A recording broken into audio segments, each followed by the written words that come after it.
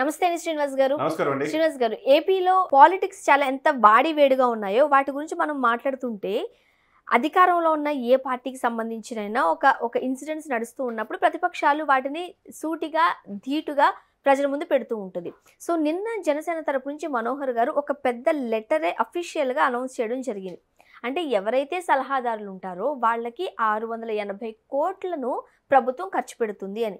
First of all ఈ ఏం చెప్తారు, నిజమేనా? సౌత్ ఇండియాలోనే అతి తక్కువ ధరలకి రత్నాలను అందించే ఏకైక సంస్థ 6JVR. డెఫినెట్గా అండి. ఇప్పుడు ఈ దేశంలో ఆయన రాసిన లెటర్లో విత్ ఎవిడెన్స్తో రాస్తాడు. ఆయన ఏమి ఎందుకంటే 10 సంవత్సరాలు ఉమ్మడి రాష్ట్రానికి స్పీకర్గా కూడా పనిచేసిన అనుభవం ఉంది కాబట్టి మనోహర్ గారికి ఇప్పుడు పొలిటికల్ అఫైర్స్ చైర్మన్గా ఉన్నాడు జనసేన పార్టీకి. ఆయన నిన్న ప్రకటించిన లెటర్లో ఆశ్చర్యకరమైన విషయాలు ఏంటంటే ఆంధ్రప్రదేశ్ ప్రజల సొమ్మది, ప్రజల మీద పన్నుల ద్వారా వచ్చే సొమ్ము. ఎవరికి ఏ పథకం ఇస్తున్నా వాళ్ళ మీద వేసేదే పన్నులు, అది జిఎస్టీ కావచ్చు, ట్యాక్స్ కావచ్చు. మీరు ఇక్కడ చూడాల్సింది ఏంటంటే జనవరి 1కి అసలు ఎంప్లాయీస్ జీతాలు వస్తున్నాయా లేదా అని చూడాలి. 10-15 కూడా జీతాలు రాని పరిస్థితుల్లో ఆంధ్రప్రదేశ్ ఉంటే సలహాదారులు మీరన్నందు 89 మంది సలహాదారులకు 680 కోట్లు ఇచ్చినారంటే ఈ 4 సంవత్సరాలు ఎవరు డబ్బండి ఇది? ఈ నంబర్ గురించి పక్కన పెడితే ఒక రాష్ట్రానికి 89 మంది సలహాదారులు అవసరం అంటారా? ఎందుకండి 89 మంది సలహాదారులు ఏం ఎందుకు? చేస్తారు అసలు, వీళ్ళు పనే ఉంటదంటారు? ఇక్కడ సలహాలంటే వాళ్ళు ఏందో అంతకుముందు వాళ్ళ ప్రావీణ్యత ఏంది, వాళ్ళ అర్హతలు ఏందనేది వాళ్ళు ఇష్టం వచ్చినట్టు చేసుకున్నారు. దీంట్లో అగ్రభాగాన 60% రెడ్డి సమాజ వర్గాన్నే ఆయన చేసుకున్నారు.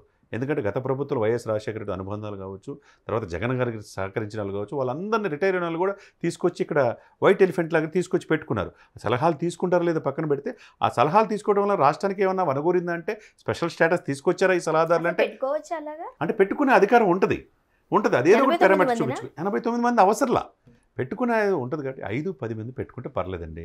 వాళ్ళ ఆయా రంగాల్లో నిపుణులు పెట్టుకుంటే తప్పులేదు. అది ఆమోదం సీఎం చేతిలో ఉంటుంది. కాబట్టి మీరు ఈ సలహాదారుల వల్ల ఏదైనా స్పెషల్ స్టేటస్ వచ్చిందా, లేకపోతే రోడ్లు బాగున్నాయా, లేకపోతే ఆంధ్రుల జీవనాడు పోలవరం పూర్తయిందా, లేదా మద్యపాన నిషేధంగా వైపు వెళ్ళిందా, లేకపోతే జాబ్ క్యాలెండర్ ఉద్యోగాలు ఏమన్నా భర్తీ చేశారా? ఇవన్నీ ఎందుకు చేయలేపారు? ఇంతమంది సలహాదారులు ఉండి ఎందుకు ఒక్కటి కూడా చేయలేపారు? 89 మంది సలహాదారులు ఏంటి, 680 కోట్లు ఏంటి? ఒక్క సజ్జల రామకృష్ణారెడ్డికి దాదాపు 140 కోట్లు అంటండి. ఆయన సకల శాఖల మంత్రి. ఏది మాట్లాడాలేమో కదా మరి సకల శాఖ మంత్రి అంటే ఆ మాత్రం ఏంటండి 140 కోట్లు ఎవరు డబ్బండి? ఇది మంచిది పద్ధతి కాదండి. ప్రజాస్వామ్యంలో ఉన్న హోందాగా ఉండాలి. ఈ డబ్బు ఎవరిది? ప్రజలదే కదా. ఆ ప్రజలు కస్టోడియన్గా ఉండాలి. ఇప్పుడు గుంపు మేస్త్రి అంటారు రేవంత్ రెడ్డి గారిని. నిజమే, నేను మేస్త్రిని గుంపు మేస్త్రి అంటున్నాడు ఆయన. ఆ విధంగా ఈ ప్రజల కస్టోడియన్ అంటే ప్రజల సొమ్ముని రక్షించే ఇదిగా సీఎం ఉండాలి. అంతేగాని ఇంతమంది సలహాదారులు పెట్టుకున్న దేనికి? వాళ్ళకి అర్హతలు ఏంటి? వాళ్ళు ఎంతకాలం నుంచి పనిచేస్తున్నారు? అసలు 89 మంది సలహాదారులు ఈ దేశంలో ఏ రాష్ట్రానికి లేని విధంగా ఆంధ్రప్రదేశ్కి ఎందుకు ఉండాలి? ఈ 89 మంది సలహాదారుల వల్ల ఏమన్నా ఆదాయం వచ్చిందా? మీరేం చెప్తారు? అంటే ఈ 5 ఏళ్లలో ఈ సలహాదారుల వల్ల 89 మంది సలహాదారుల వల్ల ఆంధ్రప్రదేశ్ రాష్ట్రానికి జరిగిన మేలేమంటారు? ఏముంది మేలేం? జీరో. 670 ఇప్పుడు 972 కిలోమీటర్ల తీర ప్రాంతం ఉంది గుజరాత్ తర్వాత.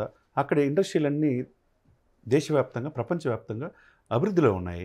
ఇంత తీర ప్రాంతం 972 కిలోమీటర్ల తీర ప్రాంతం ఉండి మీరు విశాఖపట్నం నుంచి చూస్తున్నారు కృష్ణపట్నం వరకు. అసలు పోర్టులన్నీ ప్రైవేట్ పరం అయిపోతున్నాయి. ఆ తీర ప్రాంతం ఉండి ఫుడ్ ప్రాసెసింగ్ యూనిట్స్, వ్యవసాయ పరిశ్రమలు కానీ ఏవి కూడా లేవు. మరి ఏం తీసుకురాగలిగారు ఈ సలహాదారులు? దేశం నుంచి సెంట్రల్ నుంచి ఏమైనా నిధులు తేగలిగారా? తీసుకొచ్చే వ్యక్తి బాలశౌరి లాంటి వాళ్ళని బ్యాంకర్స్తో ఇది చేసుకొని అటువంటి మచిలీపట్నం ఎంపీనే పక్కన పెట్టేశారు. ఆయన పోయి జనసేనలో చేరిపోయాడు పవన్ కళ్యాణ్ గారు కలిసి. మీరు ఇంతమంది సలహాదారులు 89 మంది ఉండి అసలు మీడియా జాతీయ సలహాదారులు అని చెప్పి ఆయనకు ఒక 5 లక్షల శాలరీస్ అంట. ఇటువంటి సలహాదారులు ఉండి రాష్ట్రానికి ఏమైనా వనగూరిందా అంటే? ప్రజలకు ఏమన్నా వనగూరిందా? ప్రజల దీర్ఘకాలిక కోరికలు ఏమైనా తీరినాయి అంటే ఏమీ లేవు. అయితే చిన్న చిన్న ఉద్యోగస్తులు కూడా అంటే 10-15 వేలు, 20 వేలు, 25 వేలు ఈ పారామీటర్స్ మనం చూద్దామండి. వాళ్ళకే ఫస్ట్ తారీఖుకి జీతాలు పడని పరిస్థితి మనం ఏపీలో చూస్తున్నాం. అంటే నెల మధ్యలో వరకు కూడా జీతాలు పడడం లేదు. రోడ్డుకు వచ్చి పాపం వాళ్ళందరూ బాధపడుతున్న సందర్భం. వాళ్ళకి జీతాలు ఇవ్వలేని ఈ పరిస్థితుల్లో మరి ఇన్ని కోట్లు ఎలా ఖర్చు పెడుతున్నారు? అంతే కదా. ఎక్కడి నుంచి డబ్బులు వస్తున్నాయి? దేన్ని తీసుకుంటున్నారు? ఎవరు? ప్రజల సొమ్మే. సెంట్రల్, కేంద్రం రాష్ట్రాలకు కొంత డబ్బు ఇస్తుంది, దాన్ని డైవర్ట్ చేసుకుంటారు.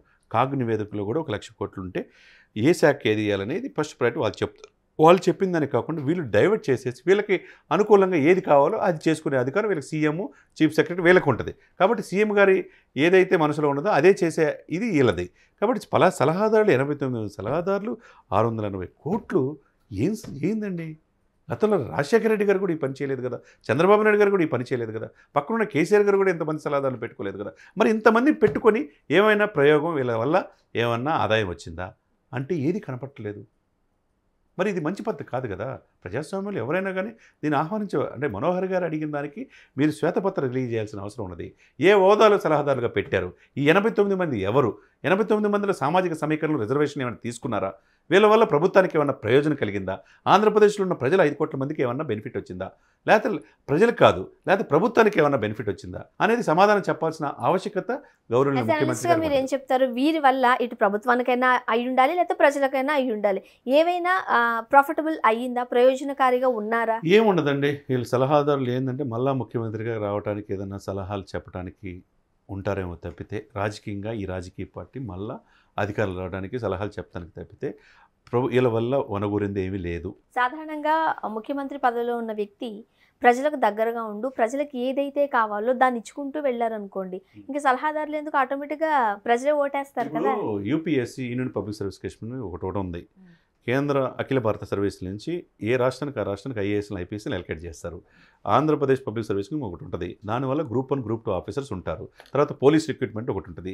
పోలీసులు డిఎస్పీ నుంచి అది ట్రైనింగ్ ఇస్తారు, ఎస్ఐలు ట్రైనింగ్ ఇస్తారు, సిఐలు అందరు కానిస్టేబుల్ ఉంటారు. వీళ్ళ శాఖలు వీళ్ళు చేస్తారుగా. అసలు వీళ్ళు సలహాదారులు ఏం చేస్తారు? ఇప్పుడు ఐఏఎస్ అనే వ్యక్తి జిల్లాకి హెడ్ అండి, బాసు. ఆ తర్వాత ఐపీఎస్ తర్వాత ఉంటాడు. ఇవన్నీ కూడా పవర్స్ వాళ్ళ ద్వారా మిగతా ఎంఆర్ఓలు, ఎండిఓలు, ఆర్డీఓలు ఇవన్నీ జరగాలి. వాళ్ళు చేస్తారు తప్పితే వీళ్ళు వచ్చి రిటైర్డ్ అయిన వాళ్ళు వచ్చి వీళ్ళకి అర్హతలు లేకుండా వీళ్ళు సలహాలు ఇచ్చి ఏం చేస్తారు?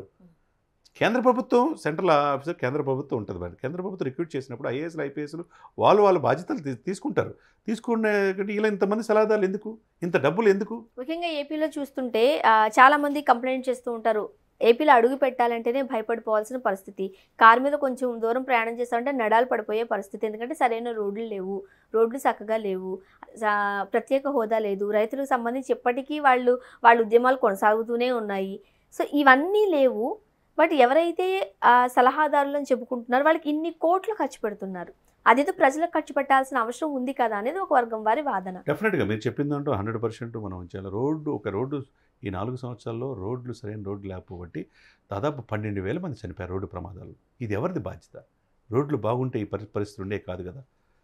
ఇవన్నీ పరిణామాలు దృష్టి పెట్టాలి. ప్రభుత్వ ప్రజా సంక్షేమ పథకాల మీద ఆ డబ్బు ఖర్చు పెడితే బాగుండేది, కానీ ఇలా సలహాదారులకు ఇచ్చిన దానివల్ల పూర్తిగా నిష్ప్రయోజనమని మనం చెప్పుకోవాలి. ముఖ్యంగా మనోహర్ గారు రాసిన ఈ లెటర్కి సంబంధించి అధికార పార్టీ ఏమైనా స్పందిస్తుంది లేకపోతే ఆన్సర్ చేస్తుందని అనుకుంటున్నారు? డెఫినెట్గా వాళ్ళు ఏమి చేయరండి. జగన్మోహన్ రెడ్డి గారి మీద అధికార ప్రభుత్వం చేస్తున్న అవినీతి మీద దాదాపు 65 ప్రశ్నలు సంధించాడు.